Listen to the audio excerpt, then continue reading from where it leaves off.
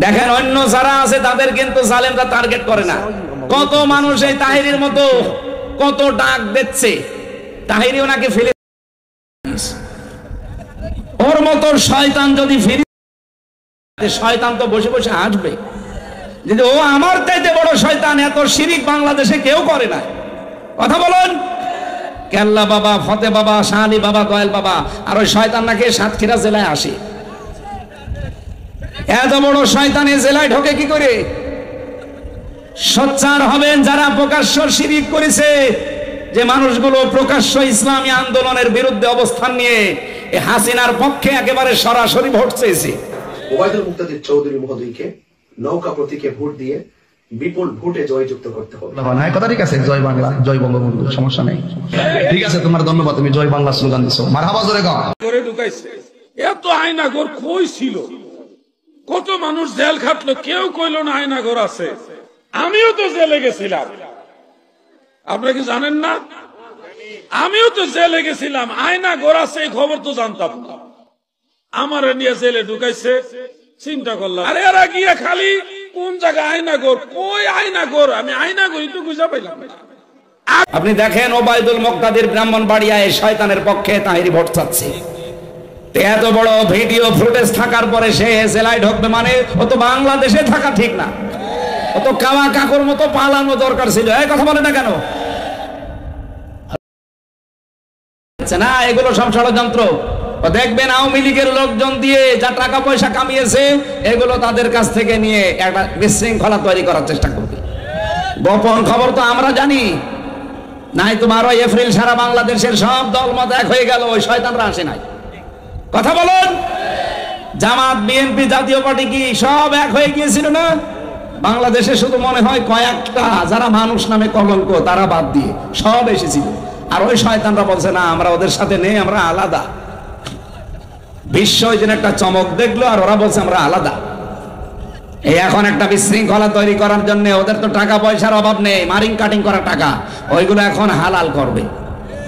সেদিন সিলেটে 12 জনকে ওরা 3 কোটি টাকা দিয়েছিল, 3 কোটি বলেছিল দেশে একটা বিশৃঙ্খলা তৈরি করো, জামাত ইসলামের বিরুদ্ধে ফতোয়া দাও।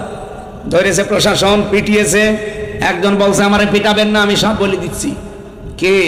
3 কোটি টাকা আমাদেরকে দিয়েছে আওয়ামী লীগরা, বলেছে জামাতের বিরুদ্ধে কথা বলবা। আমরা তো টাকা হালাল করার জন্য ফতোয়া দিচ্ছিলাম। এই চলছে সামনে। আমার মনে হয় এরাও দুর্বিসন্ধি আছে, এরাও কিছু খেয়েছে বা পেয়েছে। 12 তারিখে গেলেন না হঠাৎ, এখন আপনাদের সাগাম দেখছে মানে? হ্যাঁ, কথা বলেন না কেন? এর ভেতরে কোনো দুর্বিসন্ধি নেই। যারা আল্লাহর জমিনে আল্লাহর দিন কায়েম হোক এটা চাই না, বাতিলরা তাদের টার্গেট করে না, কারণ জানে যে এরা আমাদের যে কোনো কায়দায় বন্ধু। কিন্তু যারা চেয়েছিল, দেখেন ফেরাউন বলেছিল আইয়ো বাদদিলা দীনাকুম, আমার মনে হচ্ছে মুসা আমার রাষ্ট্রের ব্যবস্থা সব পাল্টিয়ে দেবে। এখানে দিন মানে রাষ্ট্রীয় বিধান। তাহলে আপনি আত্মসমর্পণ করতে চাইলে রাষ্ট্রীয় বিধান যেটা আছে এখন, যেটা আছে এর সামনে আত্মসমর্পণ করলে ঈমান আমল থাকবে। এই জায়গায় আল্লাহর এই দিন নিয়ে যাওয়া লাগবে। ইব্রাহিম নবী, ইয়াকুব নবী তাদের সন্তানদেরকে এটা বলেছিলেন। আমরা কি নবীদের সন্তান না? বলেন না কেন? আমাদের জাতির পিতার নাম কি? বঙ্গবন্ধু। কে? আরো জোরে বলেন। এমনকি বঙ্গবন্ধু এই শব্দটাও চিন্তায় হয়ে গেছে। আপনি দেখেন ইতিহাস পড়ি, এই ভারতবর্ষ একজন মুসলিমের নাম বঙ্গবন্ধু উপাধি দেওয়া হয়েছিল প্রায় 1200। আমি এই ইতিহাসটা পড়ছিলাম আসার সময়, তারিখটা আমার মনে নেই। বঙ্গবন্ধুকে দিয়েছে তোফায়েল আহমেদ। এরও প্রায় অন্তত 60-70 বছর আগে আল্লাহর এক মুসলিম বান্দা এই ভারতবর্ষ যারা শাসন করেছিল তাদের ভেতরে একজন, তারে বঙ্গবন্ধু উপাধি দিয়েছিল এই বঙ্গের লোকেরা। সেইটা চিন্তায় করে ইনার নামে লাগিয়ে দিয়েছে। আমি যদি বানিয়ে বলি তাহলে ইতিহাস ভুল। আমি তার বানিয়ে না, আমি পড়ে বলছি। আরেকটা আমার মনে আসতেছে না, আমি আসার সময় দেখছিলাম। তাহলে চিন্তায় হয়েছে একটা দুইটা জিনিস না, এদেশের বহু জিনিস চিন্তায় হয়ে গেছে, এখনো অনেক জিনিস চিন্তায় হওয়ার পথে। আমার মনে হয় এই সমস্ত কথা আপনাদের সামনে বলা আপনারা বুঝবেন না। বাস্তবতা এখন চলছে যেটা, আমাদের জাতির পিতা, পৃথিবীর কোন মানুষকে আমরা মানি না, মানি ইব্রাহিম আলাইহিস সালামকে। উনি ইন্তেকালের আগে আমরা যেহেতু তার সন্তান, এই জন্য লাকুমুদ্দিন কোম শব্দ আছে, যে তোমাদের সবাইকে আমার আল্লাহ মনোনীত করেছে একটা দিনের জন্য, তার নাম ইসলাম। বলেন বলেন, ওই যে সালমন সিলমন যাই বলে, ফালা তামুতুন্না, মরবানা ইল্লা ওয়া আনতুম মুসলিমুন, যতক্ষণ মুসলমান না হতে পারো। সুতরাং আপনি যদি ইসলামে প্রবেশ করতে চান পরিপূর্ণভাবে, আত্মসমর্পণ করা লাগবে আল্লাহর দ্বীনের সামনে। কিসের সামনে? 2 নম্বরে আপনার ইখলাস তৈরি করা লাগবে প্রত্যেকটা কাজে। লোক দেখানো কাজ বাদ দেন। এদেশে একামতে দ্বীনের আন্দোলন অনেক মানুষ এখন যুক্ত হচ্ছে, অনেককে আমরা দেখতে পাচ্ছি, তাদের ভেতরেও রিয়া, লোক দেখানো, মানুষ দেখানোর কাজ কারবার না। আমাদের পূর্বপুরুষ যারা, আমাদের আকাবির, আমরা যাদেরকে মনে করি সাহাবায়ে কেরাম, বিশেষ করে আমাদের যারা জীবন দিয়ে গেল ইসলামের জন্য, এই মানুষগুলো কোনো দিন আপনি পাবেন না লোক দেখানো কাজ করেছে। সাবেক আমিরে জামাত, নাম হচ্ছে মকবুল আহমেদ, ফেনীতে বাড়ি। কি সাধারণ জীবন যাপন করতে দেখেছেন আপনি তার? এখনকার যিনি আমিরে জামাত ডাক্তার শফিকুর রহমান, উনি একটা দামি জামা ওনাকে উপহার দিয়েছিল, জামাটাও নেয়নি, সঙ্গে সঙ্গে জামাটা একজন গরিব মানুষকে দিয়ে দিয়েছে। এত বড় বিশাল একটা দল বাংলাদেশ জামাত ইসলামী, তার আমির সারা বাংলাদেশের তিনি, অথচ ঢাকাতে তার কোনো বাড়ি নেই, ফ্ল্যাট নেই, ছেলের ভাড়া করা বাড়িতে থাকতো। চিন্তা করতে পারেন, একটা মেম্বারের তাই ঢাকায় ফ্ল্যাট হয়ে যায়, আর সারা বাংলাদেশের সে এত বড় একটা দলের আমির। মানুষ লোক খুঁজে পায় না, আমি তো এদেরকে চোখে আঙ্গুল দিয়ে দেখাবো। আপনি যে লোক খুঁজে পান না বলেন, আপনাকে চোখে আঙ্গুল দিয়ে দেখানো লাগবে? সাতক্ষীরা তো জ্বলন্ত প্রমাণ। আমি নিজে সাক্ষী ভাই, আমি নিজে আমার নিজের টাকা একবার 60,000, একবার 10,000, আর একবার 15,000, এই টাকা আমি নিজে আমিরে জামাতকে বললাম যে আপনি খরচ করবেন। সঙ্গে সঙ্গে আল্লাহর বান্দা নিয়ে পাশে যে ছিল দলীয় লোক, তাদেরকে দিয়ে বলল যে দলের জন্য কাজে লাগান। আমি দিলাম হাদিয়া যে আপনার পারিবারিক জীবনে এবং ব্যক্তিগত জীবনে খরচ করবেন। 3 বার দিলাম, লোকটা 3 বারই দিয়ে দিল দলীয় মানুষকে, বলে ওদেরকে সব খরচ করে দেন। এ ছাতা এরপর থেকে আমি আর দিই না। বলেন তো, এত কষ্ট করে করে টাকা জমাই ওনার দিই, হাদিয়া নেন, দেওয়াও সুন্নত, নেওয়াও সুন্নত, কারণ ওনার কাছে গেলে উনি হাদিয়া দেয়। 3 বারে আল্লাহর বান্দা 3 বারে দিয়ে দিই।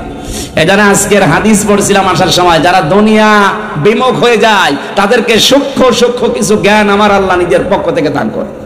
দেখেন উনি কত কঠিন কঠিন প্রশ্নের জবাব দেয়। এই আগস্টের 5 তারিখের পর থেকে অনেক সাংবাদিক এমন কড়া প্রশ্ন করেছিল যে জামাত ইসলামী বাংলাদেশ, ইসলামী ছাত্র শিবির, ইসলামী ছাত্রী সংস্থা এত ভালো আপনারা বলেন, তাহলে এতদিন পর্যন্ত তারা রাষ্ট্রীয় ক্ষমতায় যেতে পারে না, মানুষ তাদেরকে চায় না কেন? উনি জবাব দিয়েছিলেন, মুয়াজ্জিন আযান দেয়, সবাই নামাজে আসে। আপনি জীবনে এই জবাব শুনেছেন কোনদিন? দুনিয়া ত্যাগী যারা হয়ে যায় তাদের মুখ দিয়ে আল্লাহ এমন কথা বের করে দেয়, পৃথিবী এর আগে কোনোদিন শুনে নাই। বলেছিল যে মুয়াজ্জিন তো ভালোর জন্যই আযান দেয়, হাইয়া আলাস সালাহ হাইয়া আলাল ফালাহ, ভালোর দিকে আসো, কল্যাণের দিকে আসো, নামাজের দিকে আসো, সবাই আওয়াজ শুনে আসে। বলেন বলেন, এমনও মসজিদ আছে বাংলাদেশে শুধু ইমাম সাহেব আর মুয়াজ্জিন, তাছাড়া কেউ নেই। এরকম জায়গা নেই? কিন্তু মুয়াজ্জিনকে শুধু ইমাম আর মুয়াজ্জিনের জন্য আযান দিয়েছে।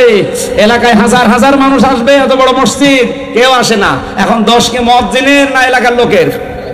এই 54 বছর তো আমরা চেষ্টা চালাচ্ছি এইটা কায়েম করার জন্য। কোনদিন কি আমরা বলেছি যে আমার বাবার নাম রিয়াজউদ্দিন, কুষ্টিয়ায় বাড়ি আমার দাদার নাম জাহান আলী, আমার বাবা আর দাদার আইন আমরা প্রতিষ্ঠা করতে চাই, আপনারা আমাকে রায় দেন? বলেছি? আপনারা তো তাই বলেন যে আমি আমার স্বামীরটা চাই, কেউ বলে আমি আমার বাবারটা চাই। আপনাদেরকে এই পাগলা কুত্তায় কামড় দিয়েছে? যারা বলে আল্লাহর আইন আমরা এই দেশে প্রতিষ্ঠা করতে চাই, মন থেকে বলে, এই জন্য আমরা ইখলাস দিয়ে পরিপূর্ণ হতে চাই। ওমা উমিরু ইল্লা লিয়াবুদুল্লাহ মুখলিসিনা লাহুদ্দিন। 3 নম্বরে যখন দেখবেন আপনার চরিত্র উন্নত, কি বললাম? আর আমাদের চরিত্র এমন খালি টিন পাওয়া যায়। কত মানুষের বাড়ির নিচে, খাটের নিচে তেল পাওয়া যায়, ফ্রিজের ভেতরে টাকা পাওয়া যায়, বালিশের ভেতরে টাকা পাওয়া যায়। কথা বলছেন এখানে? ওকে চরিত্র আছে, কাবি খার টাকাও ছাড়ে না। এমনকি অবিখা ওয়াজের বিনিময়ে খাদ্য সেটাও ছাড়ে না। চরিত্র উন্নত করা লাগবে। এখানে প্রায় 99টা পয়েন্ট লিখেছিলাম আমি, যে উন্নত চরিত্র কেমন ভাবে গঠন করা লাগে। আল্লাহ রাব্বুল আলামিন সূরা হাদীদের 25 নম্বর আয়াতের ব্যাখ্যায় আছে। আমার অনেক রাত হয়ে গেছে, এত রাত কিন্তু কথা বলা ঠিক না। সামনে তাহাজ্জুদের নামাজ, ফজরের নামাজ, এবার কর্মজীবন আছে আপনাদের। আমি আর পয়েন্টটা শেষ করব, বাকিগুলো 4 নম্বরে আপনার আকীদা বিশুদ্ধ হওয়া লাগবে। এইটা সাতক্ষীরা জেলায় আছে, কিন্তু অন্যান্য জেলায় আমরা পাই না। বহু জেলায় যে দেখি আল্লাহ যেটা পারে ওইটা অন্য কেউ পারে, এই বিশ্বাস তারা করে। এই যে মেয়েরা যারা এসেছেন আজ, অনেক মহিলাদের সন্তানাদি না হলে, অসুখ বিসুখ যদি সারতে না চায়, একটু বেশি বেশি হয়, তখন সব বাদ দেয়, আল্লাহর উপরও ভরসা ছেড়ে দেয়। যত ভরসা সব বাবার উপরে, পীরের উপরে, আর এই নলতার উপরে। এই কথা বলছে না কেন? আল্লাহর ওলি শুয়ে আছে, ওখানে যায়। আরে ভাই, যে কবরে আছে সে তো অসহায়, আপনি তার কাছে গিয়ে কি পাবেন? আপনার যদি কিছু পাওয়ার থাকে, তাহলে আপনার জীবনের নেক কাজের ওসিলা দিয়ে আল্লাহকে বলেন। কথা বলে না কেন? সেদিন বগুড়াতে একজন এসেছিল একটা আপেল নিয়ে, আমার বলছে, হুজুর আপেলটা পড়ে দেন। আমি সূরা ফাতিহা পড়ে ফু দিলাম। আমার কানের কাছে মুখ নিয়ে বলছে, এমন ভাবে আপেল পড়বেন যেন ছেলে হয়। আপেল দিলাম ফেলে। আপেল কই? বলে ফেলে দিয়েছি। কেন? আরে ভাই, আপেল পড়ে যদি ছেলে হইতো, আমার ম্যাডামের 3টা মেয়ে হইতো না? আমার ম্যাডামের 3টা মেয়ে পর পর যদি আপেল পড়ে দিয়ে ছেলে হইতো, আমি ওরে খালি আপেল খাওয়াতাম। কত বড় বিশ্বাস যে আপেল পড়ে নাকি ছেলে হয়। তা আমরা কি করছি? আপেল পড়ে যদি ছেলে হয়, তা আমরা কি করছি? আমাদের কোনো কাজ নেই, আমরা কি রোবট? আকীদা সাফ করা লাগবে। আবার বলছি, আল্লাহ যেটা পারে ওইটা অন্য কেউ, আবার বলেন, আল্লাহ যেটা পারে ওইটা অন্য কেউ। আইন তৈরি করতে পারে কে? অন্য কেউ। যদি অন্য কেউ পারে বিশ্বাস আপনি করেন, আপনি শিরিক করলেন। আর শিরিক করলে সে কি? মুশরিক। বলেন বলেন। মুশরিকের জন্য জান্নাত হারাম, জাহান্নাম ওয়াজিব। মেয়েরা যারা এসেছেন, আকীদা সাফ করে রাখবেন। আপনার 10 বছর বিয়ের পরে ছেলে হয়নি, আপনি পাগল হয়ে গেছেন। একটা রোগ হয়ে 2-3 বছরে ভালো হয় না, পাগল হয়ে যান। হযরত আইয়ুব আলাইহিস সালাম 18 বছর পর্যন্ত রোগে ভুগেছেন, কোনদিন কোন বাবার কাছে চেয়েছেন? আমাদের জাতির পিতা ইব্রাহিম 86 বছর পর্যন্ত সন্তান হয়নি, কোনদিন কোন মাজারে যায়নি। বলেন বলেন। আমি এই যে সৃষ্টি জগতের সূচনা নিয়ে কিভাবে আল্লাহ তৈরি করেছিলেন মানুষকে, বিশ্বনবীকে, নূরের তৈরি, মাটির তৈরি, যে কথাগুলো মানুষ বলে, আমি এরকম সংক্রান্ত কিছু কথা নিয়ে কোরআন হাদিস থেকে মেয়েদের এই যে পারিবারিক জীবনে যে অশান্তি, এই অশান্তির দূর করার জন্য দাম্পত্য জীবনের কলহ এবং তার সমাধান, এরকম কয়েকটা বই জেলখানায় আমি লিখেছিলাম, পরে এসে পাবলিশ করেছি। এটা এসেছেন? এটা এই সাদা গাড়িতে আছে মনে হয়, এই সাদা গাড়ি আমার। এখানে আপনারা যাওয়ার সময় শিক্ষিত মানুষরা নিয়ে যাবেন ওই সৃষ্টি জগৎ নিয়ে ওই বইটা, অনেক তথ্য দেওয়া আছে। আর মেয়েদের জন্য একটা আছে, ওইটাও নিয়ে যান, কাজে লাগবে।